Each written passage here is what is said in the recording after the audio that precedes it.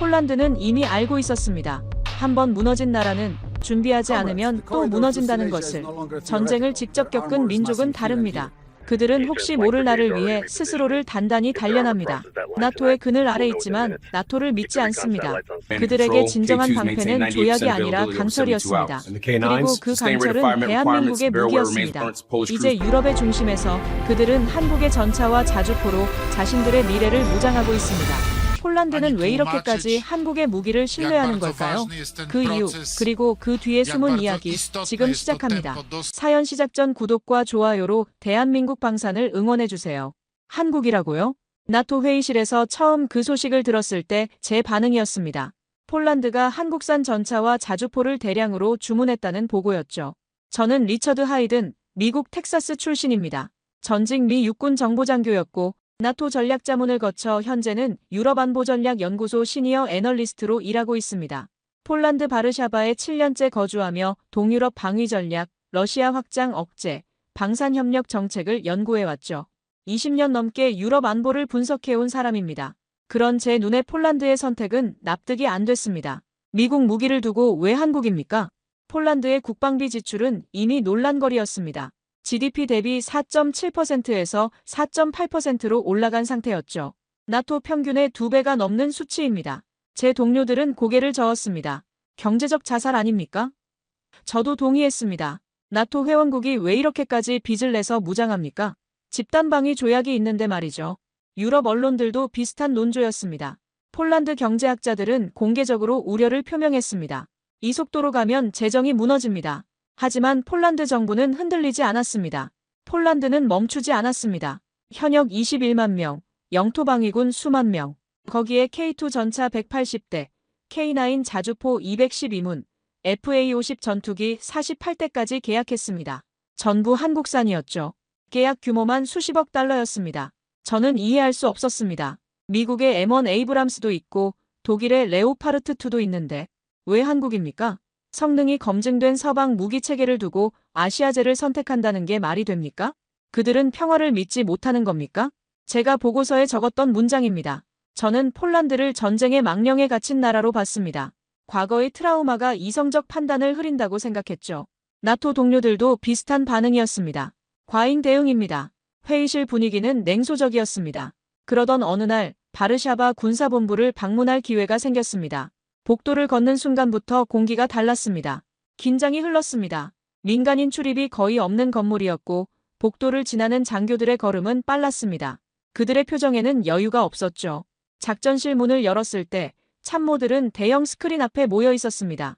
칼리닝그라드, 벨라루스, 우크라이나 전선, 붉은 표시들이 지도를 가득 채우고 있었습니다. 실시간 대응 시나리오였죠. 한 참모가 손가락으로 지도를 가리키며 설명했습니다. 이 지점에서 이동 시 12시간, 이 루트로 우회 시 18시간, 전부 시간 계산이었습니다. 참모들의 대화에는 만약이라는 단어가 없었습니다. 그들은 언제라고 물었습니다. 언제 옵니까? 이미 와 있습니다. 저는 그 순간 등골이 서늘해졌습니다. 이방의 시계는 평시가 아니었습니다. 이들은 전쟁 전날을 살고 있었던 겁니다. 회의실 벽에 걸린 시계가 똑딱거리는 소리가 유난히 크게 들렸습니다. 한 참모가 제게 다가왔습니다. 하이든 박사님, 우리 예산 편성 보시겠습니까? 그는 두꺼운 파일을 건넸습니다. GDP 4.8%. 그 숫자 뒤에 담긴 의미를 저는 그제야 보기 시작했습니다. 페이지마다 빼곡한 숫자들이 적혀 있었습니다. 전차 유지비, 탄약 비축량, 정비 인력 확충 계획. 한 장 한 장 넘길 때마다 폴란드의 절박함이 느껴졌습니다. 이건 숫자가 아닙니다. 참모가 말했습니다. 결심입니다. 저는 그 파일을 넘기며 생각했습니다. 이들은 정말 두려워하고 있구나. 하지만 그게 전부가 아니었습니다. 그들은 준비하고 있었습니다. 두려움을 행동으로 바꾸고 있었던 겁니다. 며칠 후 폴란드 중부 훈련장을 방문했습니다. K2 전차와 K9 자주포의 실사격 훈련이 있다는 소식을 들었죠. 솔직히 기대하지 않았습니다. 아시아제 무기가 유럽 전장에서 얼마나 통하겠습니까? 저는 회의적인 마음으로 관측소에 섰습니다. 하지만 제 예상은 완전히 빗나갔습니다. K2 전차가 기동을 시작했습니다. 속도가 빨랐습니다. 지형을 가리지 않고 움직였죠. 포신 안정성도 뛰어났습니다. 고속 기동 중에도 목표물을 정확히 조준했습니다. 재장전 시간을 재봤습니다. 제 예측의 절반이었습니다. 저는 스톱워치를 다시 확인했습니다. 틀린 게 아니었습니다. 옆에 있던 폴란드 장교가 제 표정을 보고 웃었습니다. K9 자주포도 마찬가지였습니다. 사격 후 즉시 이동, 재장전, 다시 사격. 그 속도와 정확성에 저는 말을 잃었습니다. 포탄이 목표물을 타격하는 순간 이미 K9은 다음 위치로 이동하고 있었습니다. 적의 역추적이 불가능한 속도였죠. 옆에 서 있던 폴란드 장교가 말했습니다. 이건 무기가 아니라 시간입니다. 저는 그제야 깨달았습니다. 폴란드가 선택한 건 가격이 아니었습니다. 속도였죠. 그들에게는 완벽한 무기보다 지금 당장 쓸 수 있는 무기가 필요했던 겁니다. 전쟁은 기다려주지 않으니까요. 훈련이 끝나고 정비 시스템을 확인했습니다. 한국 측 기술진이 현지 정비팀과 완벽하게 협업하고 있었습니다. 매뉴얼, 부품, 훈련 시뮬레이터까지 전부 갖춰져 있었죠. 정비병 하나가 부품을 교체하는 모습을 봤습니다. 능숙했습니다. 한국 기술진은 옆에서 지켜보기만 했습니다. 이미 충분히 교육이 된 상태였죠. 이건 단순히 무기를 판 게 아니었습니다. 운용 생태계를 통째로 이식한 겁니다. 저는 노트에 적었습니다. 가성비가 아니라 실전형 체계다. 한 폴란드 병사와 이야기를 나눴습니다. 그는 K2 전차를 어루만지며 말했습니다. 이 전차는 우리를 기다려주지 않습니다. 대신 우리가 따라잡게 만듭니다. 그 말의 의미를 이해했습니다. 폴란드는 무기를 산 게 아니었습니다. 시간을 산 겁니다. 생존을 산 거죠. 그들에게 무기는 단순한 철 덩어리가 아니었습니다. 다음 날을 살아갈 수 있는 보증서였던 겁니다. 바르샤바로 돌아오는 길, 저는 창밖을 바라봤습니다. 폴란드의 거리는 평화로워 보였습니다. 사람들은 웃고 있었고 카페는 손님들로 붐볐습니다. 하지만 그 평화 아래엔 긴장이 흐르고 있었습니다. 그들은 알고 있었습니다. 평화는 공짜가 아니라는 걸 말이죠. 평화는 준비하는 자만이 지킬 수 있다는 걸요. 저는 노트 마지막 장에 적었습니다. 나는 폴란드의 국방비를 비웃었다. 그러나 그들의 이유는 통계가 아닌 상처였다. 그리고 한 가지 의문이 들었습니다. 폴란드는 왜 하필 한국을 선택했을까? 미국도 독일도 프랑스도 아닌 한국을 말입니다. 그 답을 찾기 위해 저는 더 깊이 파고들기 시작했습니다. 답을 찾기 위해 저는 브뤼셀로 향했습니다. 나토 본부에서 열리는 동유럽 안보회의였죠. 폴란드의 군비 확장이 주요 안건 중 하나였습니다. 회의실 분위기는 냉랭했습니다. 독일 대표가 먼저 입을 열었습니다. 폴란드는 공포를 조장하고 있습니다. 이런 식의 무장은 지역 긴장만 고조시킬 뿐입니다. 프랑스 대표도 거들었습니다. 집단방위 체계를 신뢰하지 못한다는 겁니까? 영국 대표는 팔짱을 끼고 고개를 저었습니다. 저도 고개를 끄덕였습니다. 그들 말이 맞았습니다. 나토 조약 5조 한 회원국에 대한 공격은 전체에 대한 공격으로 간주한다는 조항 아닙니까? 1949년부터 유지되어 온 철칙이죠. 그런데 왜 폴란드는 혼자 무장하는 겁니까? 이건 동맹에 대한 불신 아닙니까? 회의실 뒤편에 앉아있던 폴란드 대표가 천천히 일어났습니다. 40대 초반으로 보이는 젊은 외교관이었죠. 그는 회의실을 둘러보며 짧게 말했습니다. 조약은 문서입니다. 공격은 현실입니다. 회의실이 조용해졌습니다. 독일 대표가 반박하려 했지만 말문이 막혔습니다. 폴란드 대표는 천천히 계속했습니다. 여러분이 도착하기까지 얼마나 걸립니까? 24시간입니까? 48시간입니까? 72시간입니까? 그 시간 동안 우리는 혼자입니다. 완전히 혼자입니다.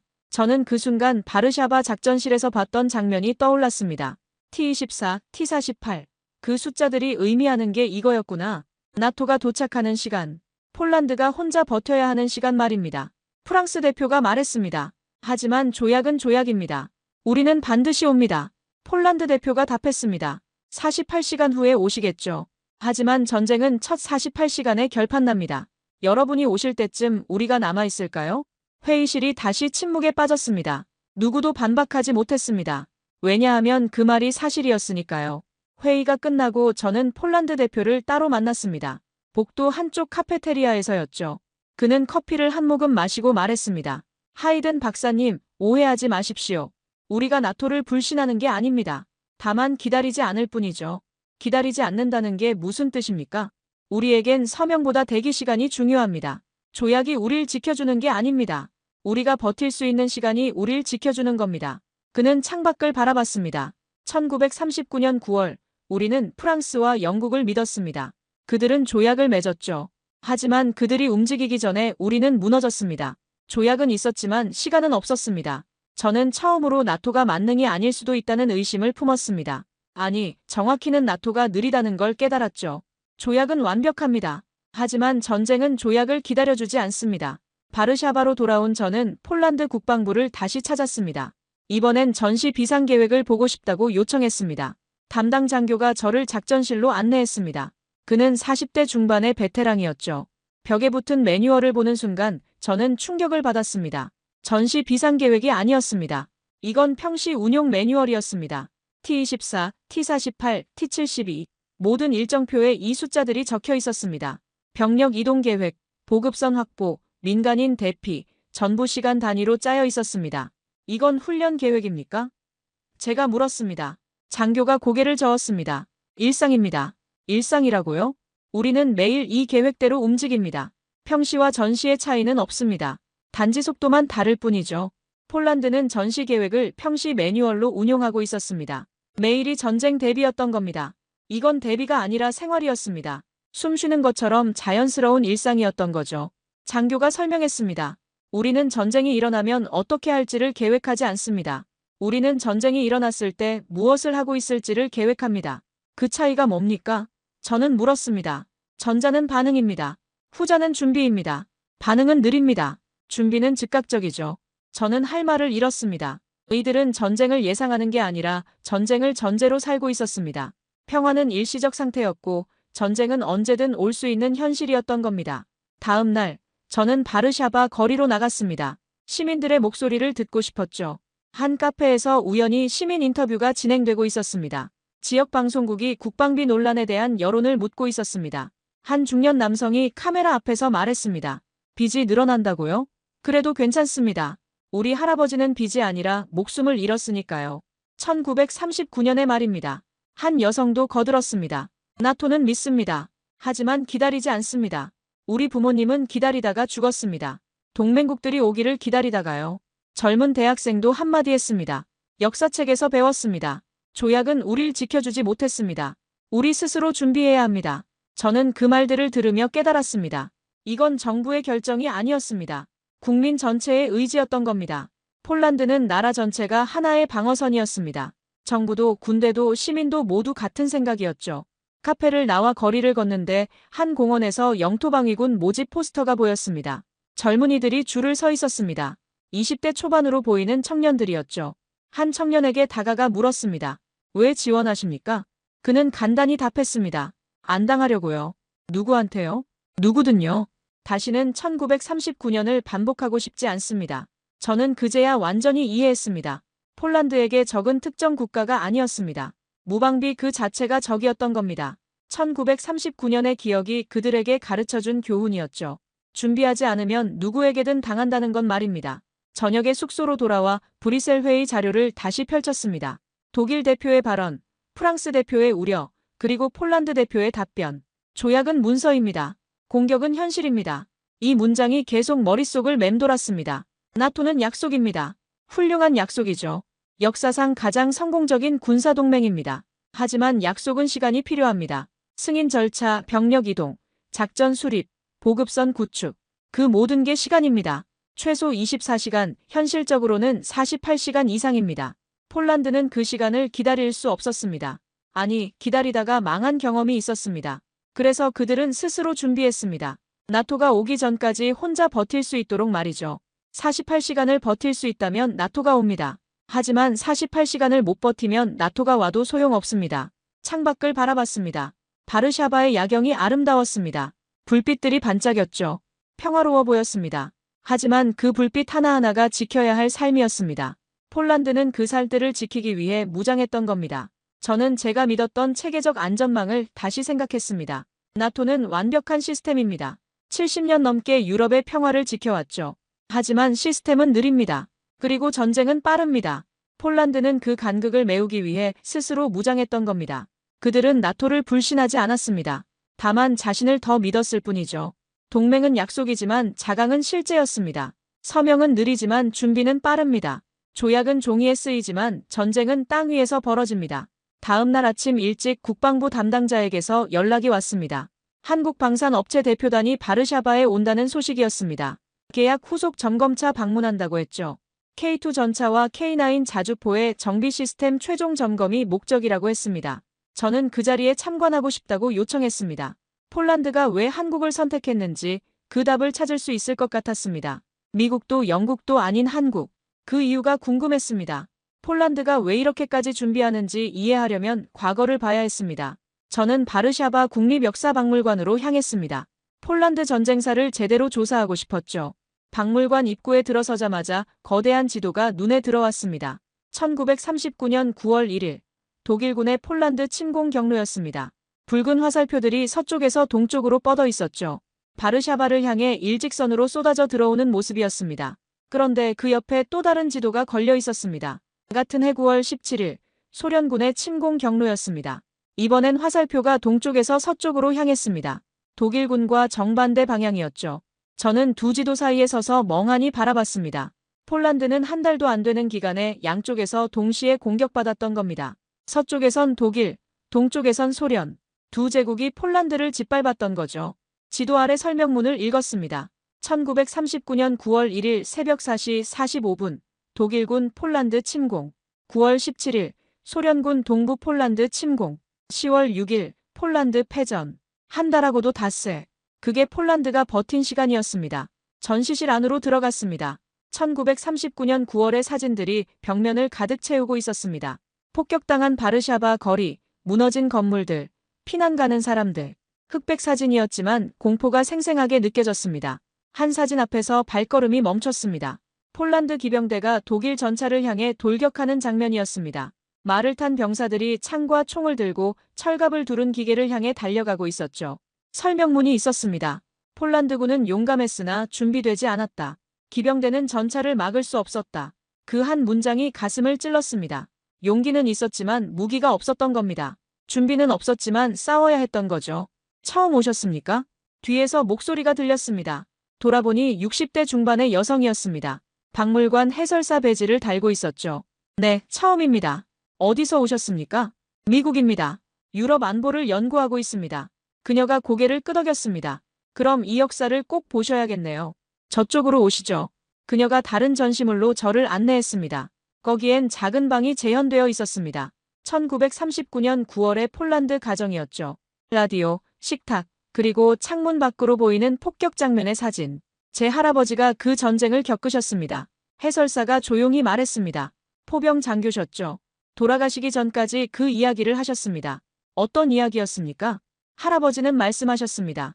아침엔 독일군을 막았고 저녁엔 소련군을 막았다고요. 어디를 막아야 할지 몰랐답니다. 서쪽을 막으면 동쪽이 뚫렸고 동쪽을 막으면 서쪽이 무너졌다고요. 저는 숨이 막혔습니다. 두 방향에서 동시에 쳐들어온 적을 어떻게 막습니까? 불가능합니다. 동맹국은 어디 있었습니까? 제가 물었습니다. 해설사가 쓴웃음을 지었습니다. 프랑스와 영국은 9월 3일에 독일에 선전포고했습니다. 하지만 군대는 보내지 않았죠. 그들은 준비가 필요하다고 했습니다. 준비요? 네. 그들이 준비하는 동안 폴란드는 무너졌습니다. 한 달 만에요. 저는 할 말을 잃었습니다. 조약은 있었지만 행동은 없었던 겁니다. 약속은 있었지만 군대는 오지 않았던 거죠. 다음 전시실로 이동했습니다. 거기엔 1939년 9월 27일 바르샤바 함락 장면이 전시되어 있었습니다. 한 폴란드 장교가 무릎을 꿇고 있었습니다. 독일군 장교 앞에서였죠. 항복 문서에 서명하는 장면이었습니다. 사진 아래 문구가 새겨져 있었습니다. 동맹국은 오지 않았다. 5글자였지만 무게가 엄청났습니다. 폴란드는 혼자 싸웠고 혼자 무너졌던 겁니다. 해설사가 옆에서 말했습니다. 우리 할아버지는 늘 말씀하셨습니다. 2번 속았다고요. 한 번은 독일을 믿지 않았어야 했고 2번째는 동맹을 너무 믿었다고요. 2번 속았다는 게 무슨 뜻입니까? 독일은 적이었습니다. 우리도 알았죠. 하지만 동맹국도 오지 않았습니다. 우리가 몰랐던 건 그거였습니다. 동맹도 때론 오지 않는다는 걸요. 저는 그제야 폴란드의 공포를 이해하기 시작했습니다. 이들은 집단 방위의 실패를 경험했던 겁니다. 1939년 조약은 있었지만 군대는 없었습니다. 마지막 전시실에 도착했습니다. 벽 전체를 차지하는 큰 문구가 새겨져 있었습니다. 기억하지 않는 자는 반복한다. 저는 그 문장 앞에 한참 서 있었습니다. 폴란드는 기억하고 있었습니다. 1939년을요. 혼자 싸웠던 그 한 달을요. 동맹국을 기다리다 무너졌던 그날들을요. 해설사가 마지막으로 말했습니다. 우리 할아버지의 마지막 말씀이 있었습니다. 돌아가시기 직전에 하신 말씀이죠. 무슨 말씀이셨습니까? 세 번째 기회는 없다고 하셨습니다. 우리는 한 번 속았고 두 번 무너졌다. 이제 세 번째는 없어야 한다고요. 저는 전율이 흘렀습니다. 세 번째 기회는 없습니다. 그 말이 지금 폴란드가 무장하는 이유였던 겁니다. 박물관을 나오는 길, 입구에 있던 그 두 지도가 다시 눈에 들어왔습니다. 서쪽에서 오는 독일군, 동쪽에서 오는 소련군. 폴란드는 그 사이에서 짓밟혔습니다. 그리고 지금 2025년 폴란드는 다시 같은 위치에 있었습니다. 서쪽엔 나토가 있지만 동쪽엔 러시아가 있습니다. 역사가 반복될 수 있는 위치였죠. 택시를 타고 숙소로 돌아오는 길, 저는 생각했습니다. 폴란드가 GDP 4.8%를 국방비로 쓰는 이유를요. 빚을 내서 무기를 사는 이유를요. 그들은 무기를 사랑하는 게 아니었습니다. 단지 기억을 무장했을 뿐이었죠. 1939년의 기억, 한 달 만에 무너진 기억, 동맹국을 기다리다 죽은 기억. 두 번 속은 자는 기다리지 않습니다. 세 번째 기회는 없습니다. 창밖으로 바르샤바 거리가 지나갔습니다. 깨끗하게 재건된 현대 도시였습니다. 하지만 그 아래엔 폐허의 기억이 있었습니다. 폭격당한 거리, 무너진 건물, 그리고 오지 않은 동맹국. 폴란드는 그 기억 위에 서 있었습니다. 전쟁의 상처가 그들의 교과서였던 겁니다. 저는 처음으로 폴란드를 이해하기 시작했습니다. 그들의 군비 확장은 공포가 아니라 기억이었습니다. 과잉이 아니라 백신이었죠. 다시는 1939년을 반복하지 않기 위한 준비였던 겁니다. 박물관을 나온 다음 날, 제 책상 위에 한 통의 보고서가 놓여 있었습니다. 폴란드 국방부에서 보낸 자료였죠. 제목을 보는 순간 저는 눈살을 찌푸렸습니다. 한국방산 계약 현황 및 도입 일정. 한국이라고요? 폴란드가 한국산 무기를 대량으로 계약했다는 내용이었습니다. K2 전차 180대, K9 자주포 212문, FA-50 전투기 48대, 계약 규모만 수십억 달러였습니다. 저는 냉소했습니다. 값싼 아시아제 무기로 유럽을 지킨다고요? 말이 됩니까? 미국의 M1 에이브람스가 있고 독일의 레오파르트 2가 있는데 왜 한국입니까? 사무실 동료에게 물었습니다. 이거 진짜입니까? 폴란드가 한국 무기를 삽니까? 진짜입니다. 지난달에 계약 체결했습니다. 나토 회의에서 난리였죠. 왜 한국입니까? 성능도 검증 안 된 무기 아닙니까? 동료가 어깨를 으쓱했습니다. 가격 때문 아니겠습니까? 싸니까요. 저도 그렇게 생각했습니다. 폴란드가 돈이 없어서 싼 무기를 선택한 거라고요. 하지만 뭔가 석연치 않았습니다. 국가 생존이 걸린 문제인데 가격만 보고 선택했을까요? 일주일 후 폴란드 중부 훈련장을 방문할 기회가 생겼습니다. K2 전차와 K9 자주포의 실사격 훈련이 있다는 소식이었죠. 나토 동맹국 참관단 자격으로 초청받았습니다. 솔직히 기대하지 않았습니다. 아시아제 무기가 유럽 전장에서 통할까요? 저는 회의적이었습니다. 그냥 형식적으로 보고 오자는 생각이었죠. 훈련장에 도착했을 때 이미 여러 나라 무관들이 와 있었습니다. 독일, 프랑스, 영국 대표들이었죠. 그들도 저와 비슷한 표정이었습니다. 반신반의하는 얼굴들이었습니다. 폴란드 장교가 우리를 관측소로 안내했습니다. 곧 시작합니다. K2 전차 기동훈련부터 보시죠. 저는 스톱워치를 꺼냈습니다. 재장전 시간을 재려고요. 서방 전차들의 평균 재장전 시간은 6초에서 8초입니다. 한국 전차는 얼마나 걸릴까요? 10초, 12초. 신호탄이 올라갔습니다. K2 전차가 움직이기 시작했습니다.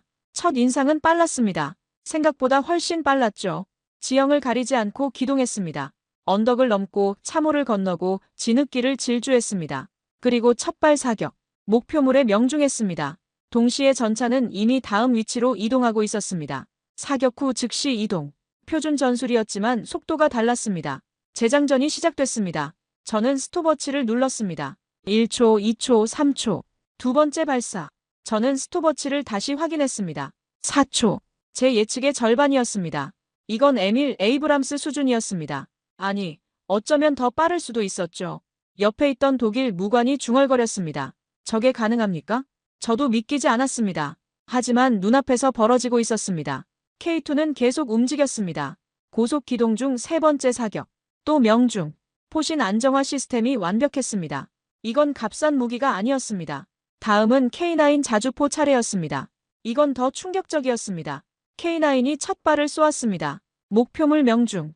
그런데 사격 직후 바로 이동을 시작했습니다. 진지를 떠나는 거였죠. 이동하면서 재장전까지 했습니다. 다음 진지에 도착. 즉시 사격 재개. 3연발 사격 후 또 이동. 이 모든 게 5분 안에 끝났습니다. 슛 앤 무브 슈트 언드 무브입니다. 폴란드 장교가 설명했습니다. 적의 역추적이 불가능한 속도죠. 저는 말문이 막혔습니다. 이건 최신 전술이었습니다. 우크라이나 전쟁에서 입증된 생존 전술이죠.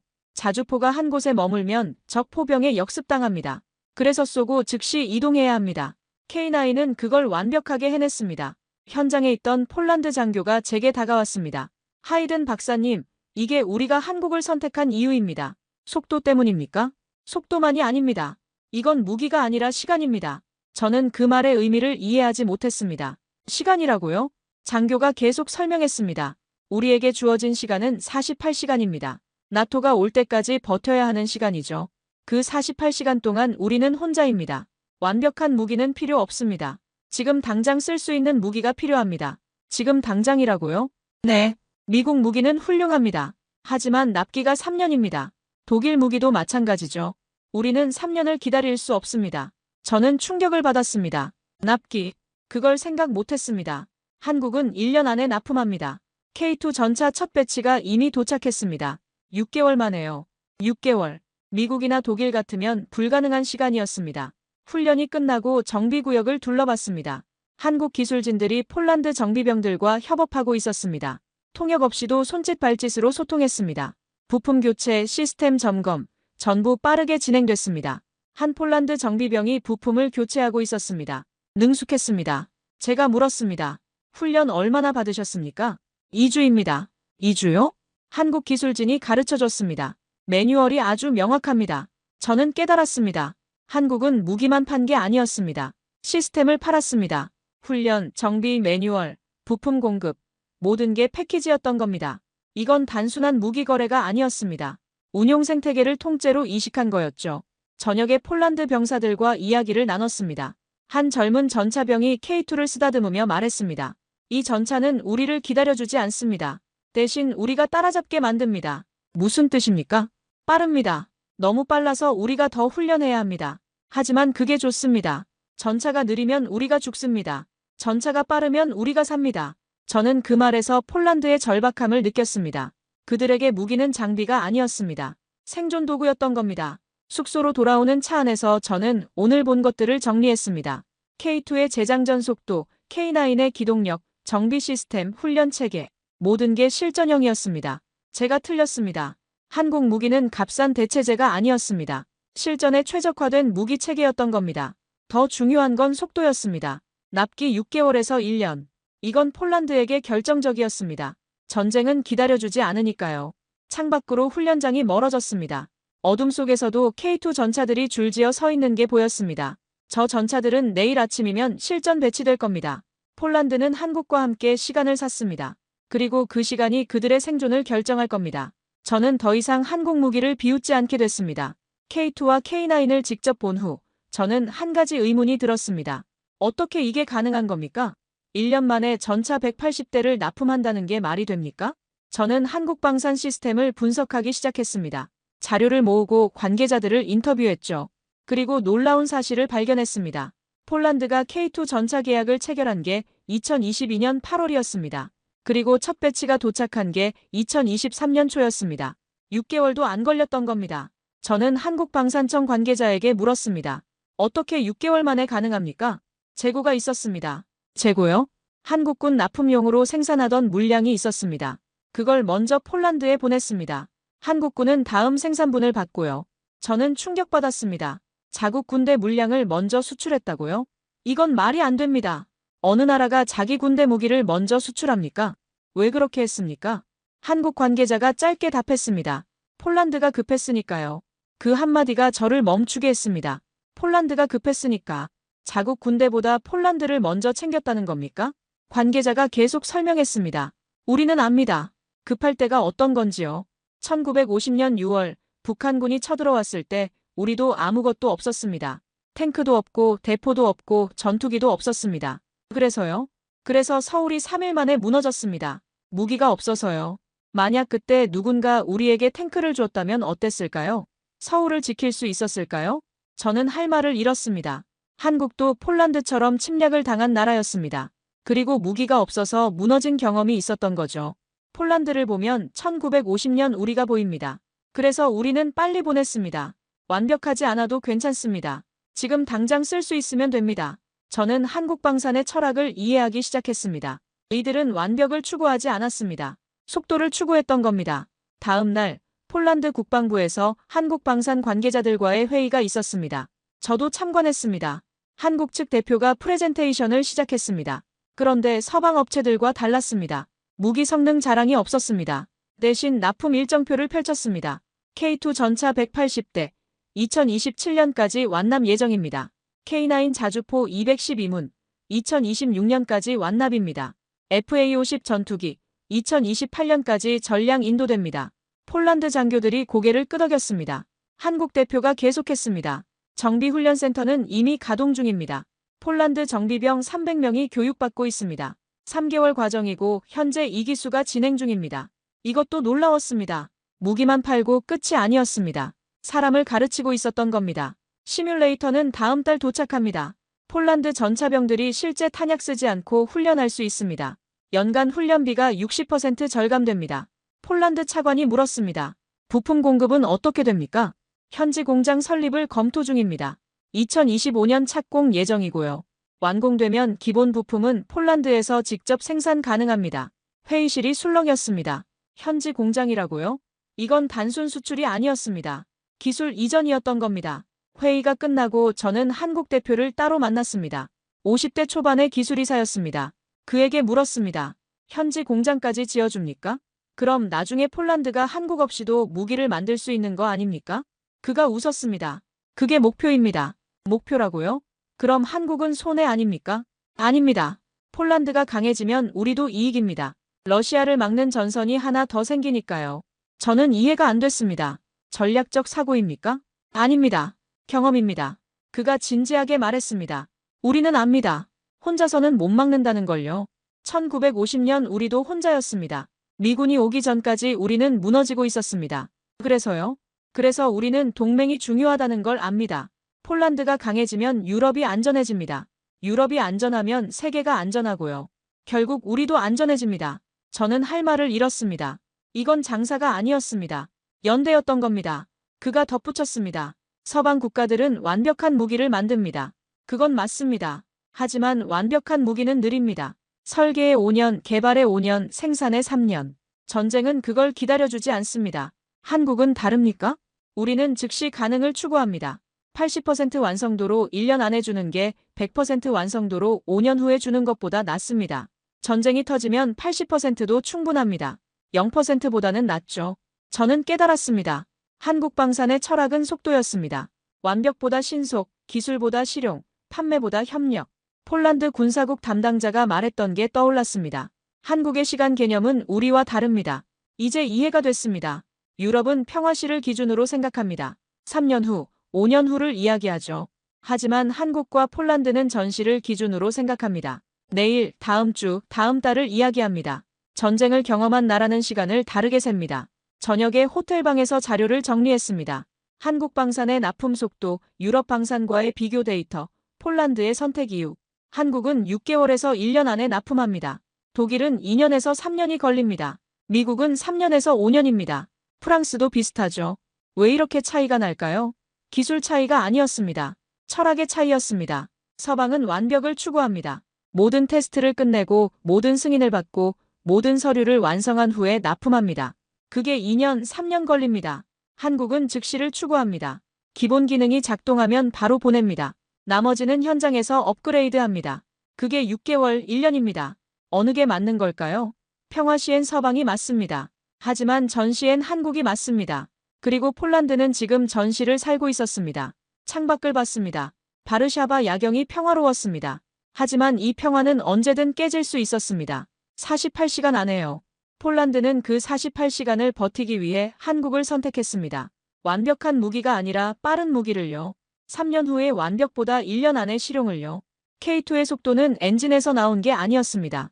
1950년 한국의 아픈 경험에서 나왔던 겁니다. 무기가 없어서 무너졌던 그 기억에서요.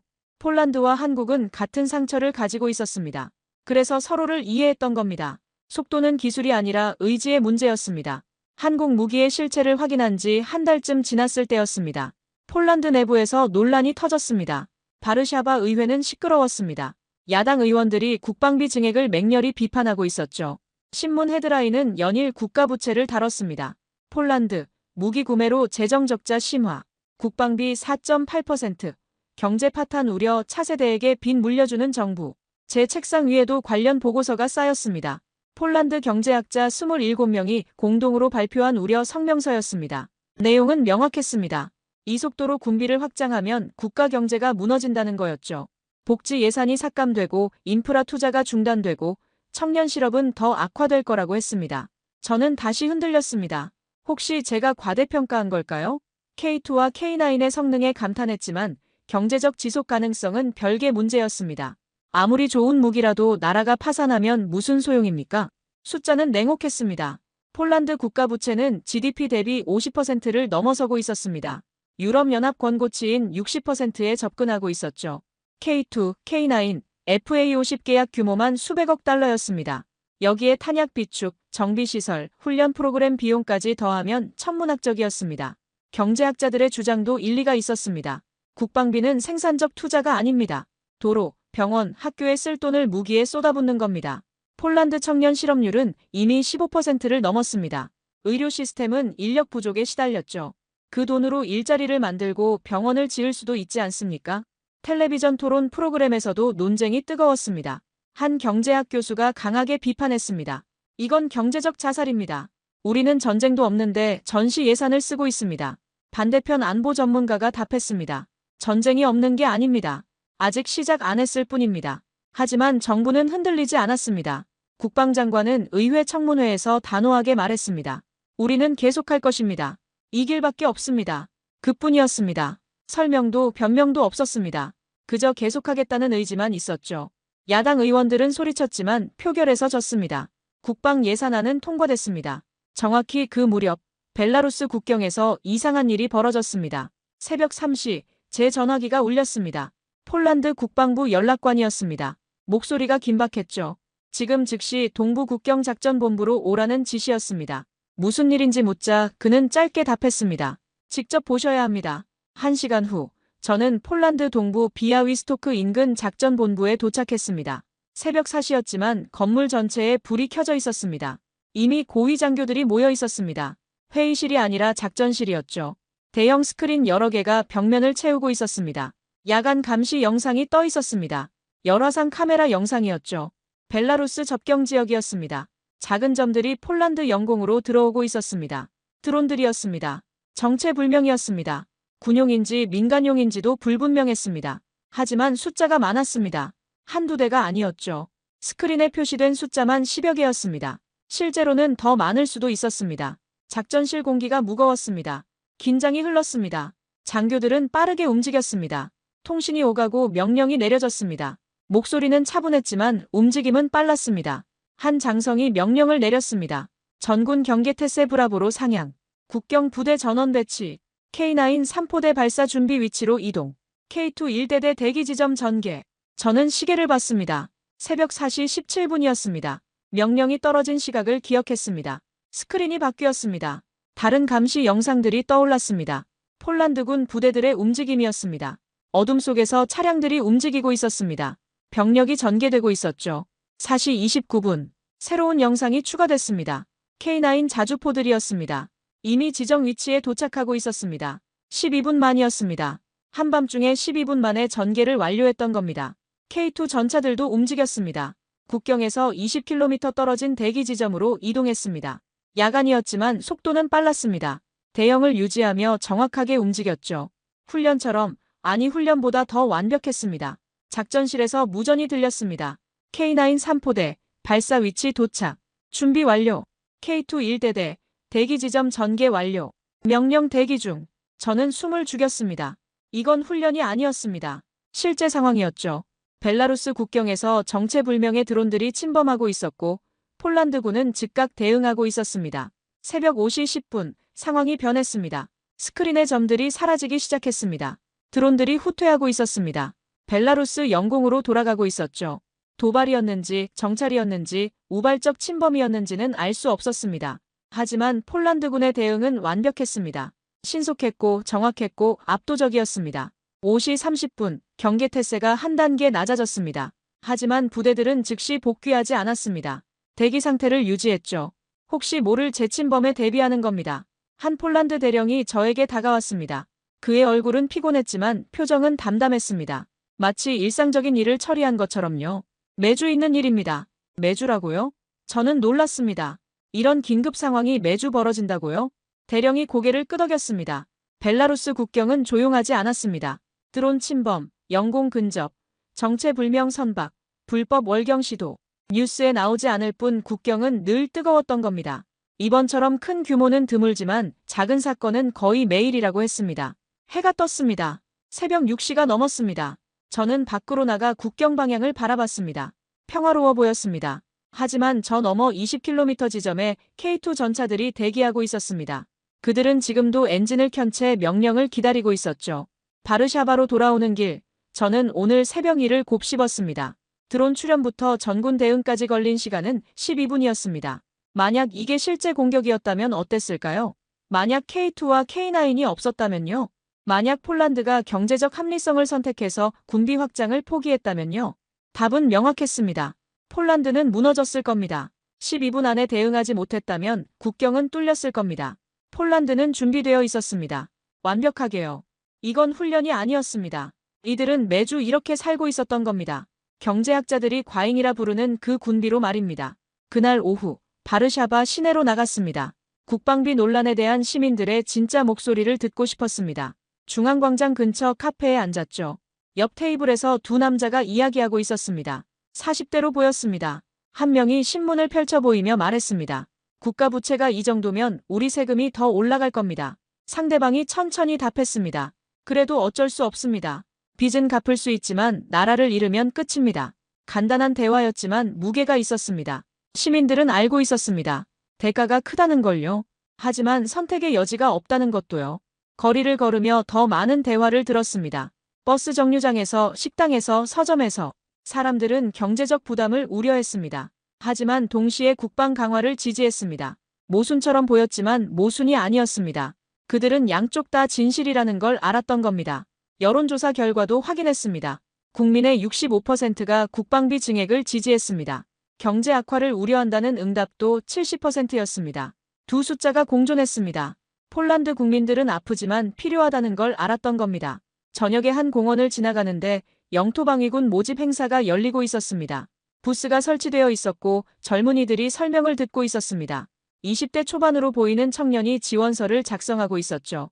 그 옆에서 또 다른 청년이 질문하고 있었습니다.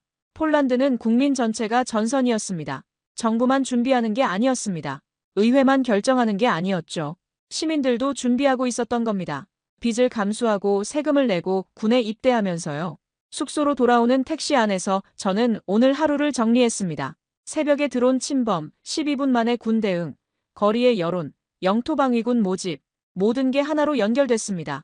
경제학자들의 우려도 맞습니다. 숫자로만 보면 폴란드는 위험합니다. 부채가 쌓이고 있고 복지가 줄고 있고 투자가 감소하고 있습니다. 하지만 숫자가 전부는 아니었습니다. 새벽 3시 드론이 나타났을 때 경제 지표가 뭘 해줍니까? GDP 성장률이 벨라루스 국경을 지켜줍니까? 국가 신용 등급이 러시아 탱크를 막아줍니까? 폴란드의 군비는 과잉이 아니었습니다. 이건 기억이었습니다. 1939년의 기억, 준비하지 않아서 무너진 기억, 동맹국을 기다리다 죽은 기억. 그 기억이 그들을 무장하게 만들었던 겁니다. 창밖으로 바르샤바가 지나갔습니다. 평화로운 도시였습니다. 네온사인이 빛났고 사람들이 걸었고 카페는 손님들로 붐볐습니다. 하지만 이 평화는 빚 위에 서 있었습니다. 수백억 달러의 빚 K2 전차, K9 자주포, 그리고 매주 반복되는 국경 긴장 위에요. 폴란드 국민들은 선택했습니다. 빚을 지더라도 방패를 든다고요. 왜냐하면 빚은 갚을 수 있지만 나라는 되찾을 수 없으니까요. 1939년이 그걸 증명했으니까요. 전쟁은 멀리 있지 않았습니다.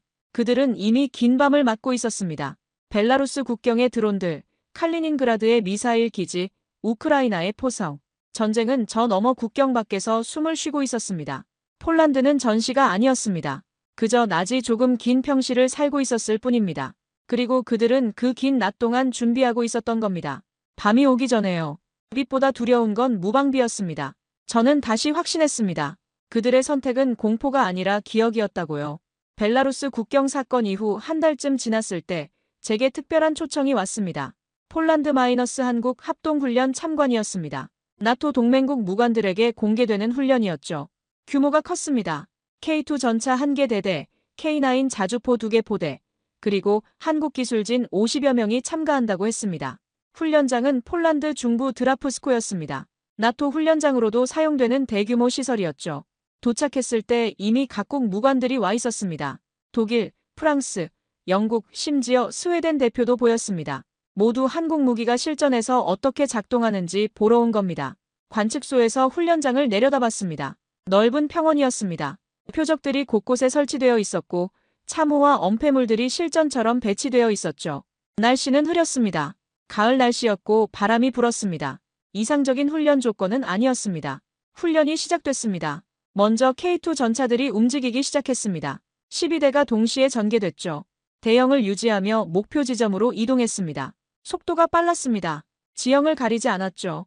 그런데 이상한 점이 눈에 들어왔습니다.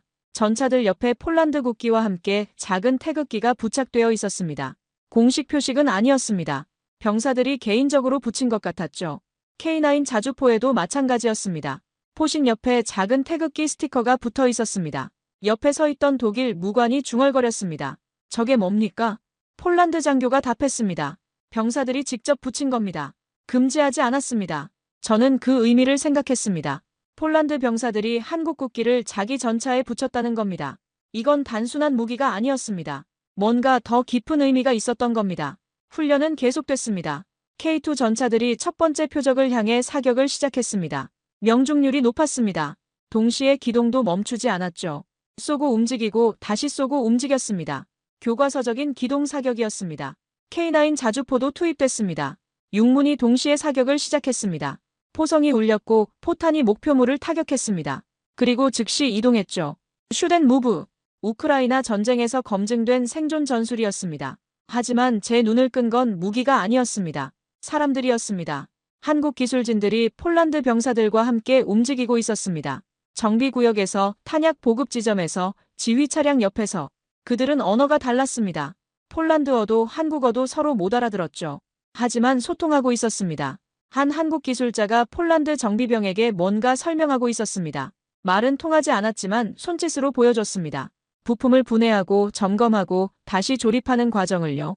폴란드 병사는 고개를 끄덕이며 따라했습니다. 능숙했습니다. 다른 곳에서는 한국 교관이 폴란드 전차병들과 함께 시뮬레이터 앞에 앉아 있었습니다. 화면을 가리키며 설명했습니다. 폴란드 병사들이 집중해서 들었죠. 가끔 질문하고 한국 교관이 답했습니다. 통역이 있었지만 대부분은 몸짓과 화면으로 이해했습니다. 이건 단순한 무기 판매가 아니었습니다. 기술 이전도 아니었습니다. 이건 협력이었습니다. 동반자 관계였죠. 훈련 중간에 한 장면이 제 시선을 사로잡았습니다. K2 전차 한 대가 갑자기 멈췄습니다. 고장이었습니다. 유압 시스템에 문제가 생긴 것 같았죠. 전차는 움직일 수 없었습니다. 서방 무기였다면 어떻게 됐을까요? 본국에 연락하고 기술진 파견을 요청하고 부품 도착을 기다렸을 겁니다. 며칠이 걸렸겠죠. 하지만 여기는 달랐습니다.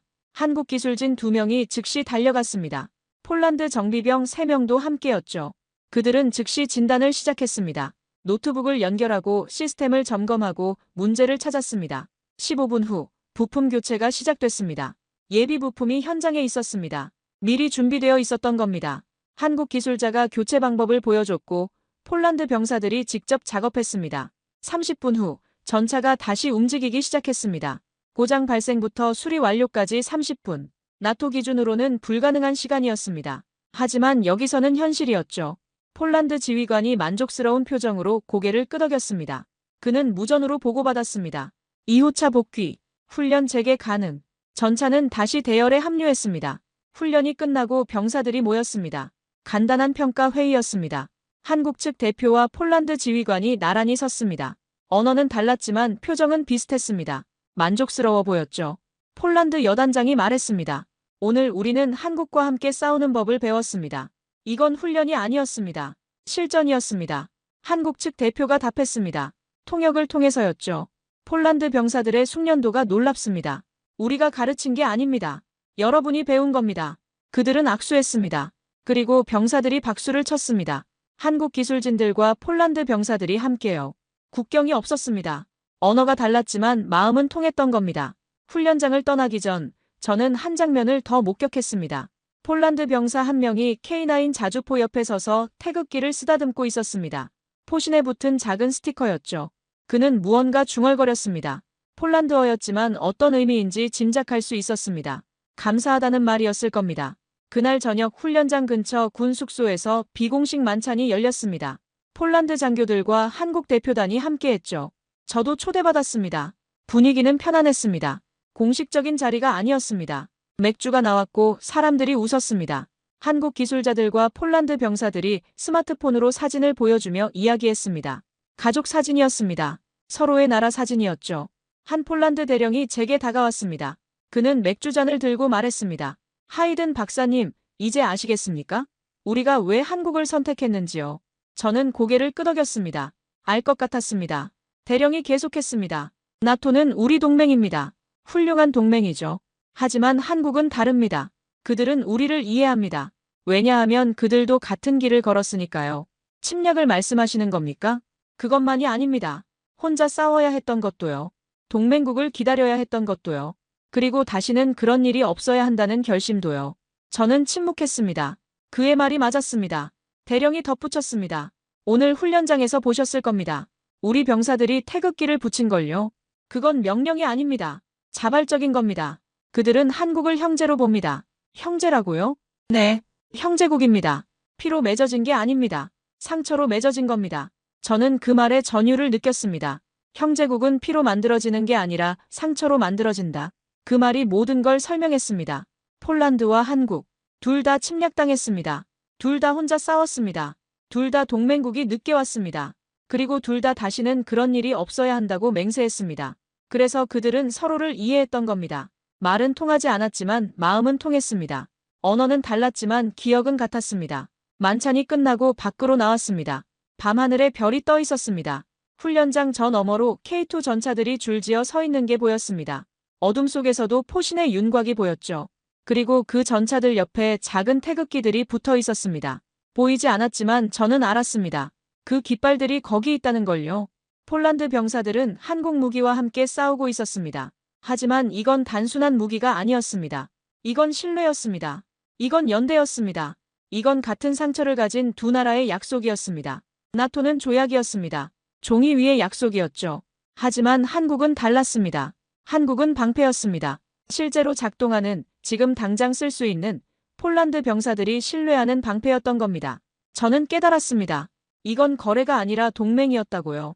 비즈니스가 아니라 형제였다고요. 그들은 서로의 언어를 몰랐습니다. 하지만 전장을 이해했습니다. 침략의 공포를 이해했고, 준비의 필요성을 이해했고, 생존의 절박함을 이해했습니다. 한국의 기술은 냉철했습니다. 하지만 폴란드의 결심은 뜨거웠습니다. 그 둘이 만났을 때 무언가 특별한 게 탄생했던 겁니다. 나토보다 빠르고 조약보다 확실하고 약속보다 실제적인 것.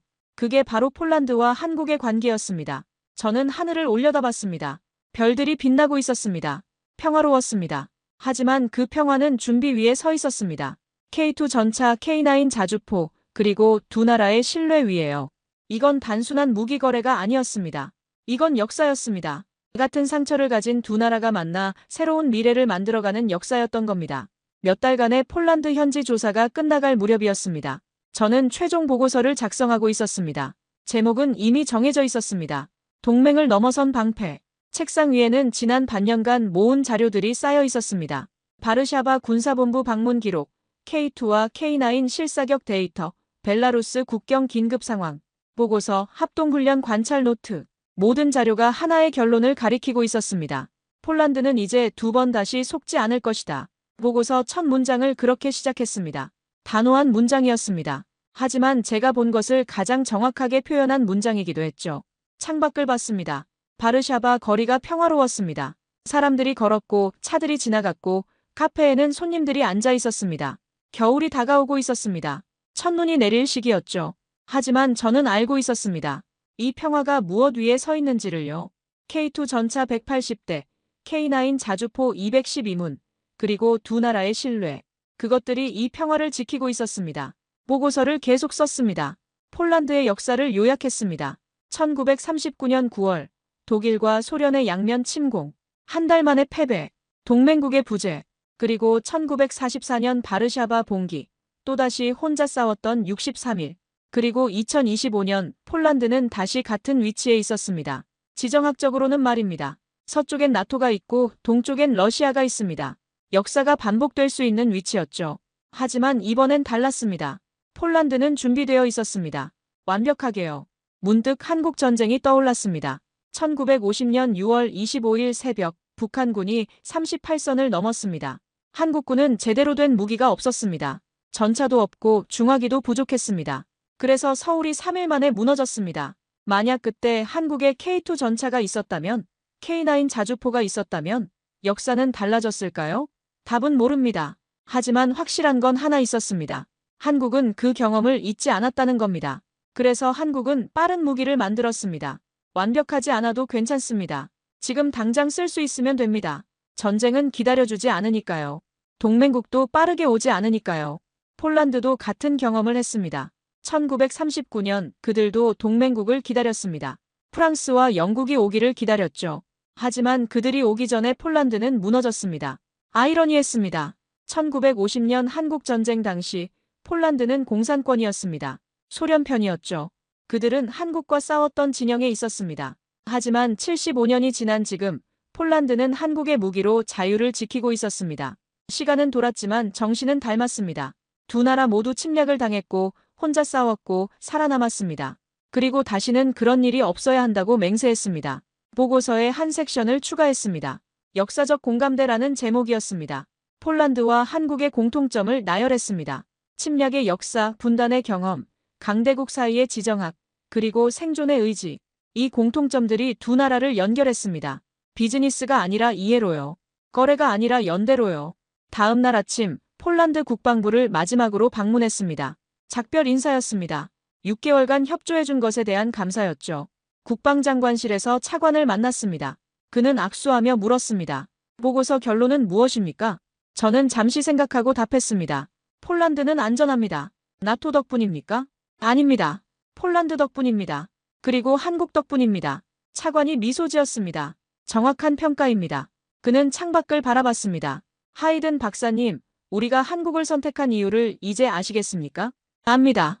그들은 우리를 이해합니다. 침략이 뭔지, 준비가 왜 필요한지, 시간이 얼마나 중요한지 그들은 경험으로 압니다. 저는 고개를 끄덕였습니다. 차관이 계속했습니다. 나토는 훌륭합니다.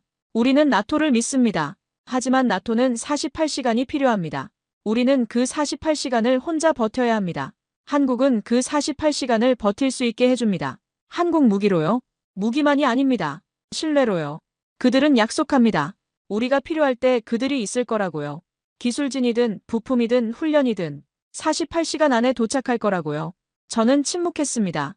그게 핵심이었습니다. 나토는 군대를 보냅니다. 하지만 72시간 후에요. 한국은 기술진을 보냅니다. 하지만 48시간 안에요. 어느 게 더 필요할까요? 전쟁 초반 48시간은 결정적입니다. 그 시간에 전선이 정해지고 승패가 갈리고 운명이 결정됩니다. 폴란드는 그걸 알았습니다. 1939년이 가르쳐줬으니까요. 공항으로 향하는 차 안에서 저는 지난 6개월을 떠올렸습니다. 처음 나토 회의실에서 한국이라고요? 라고 비웃었던 제 모습이 떠올랐습니다. 부끄러웠습니다. 저는 틀렸습니다. 완전히 틀렸죠.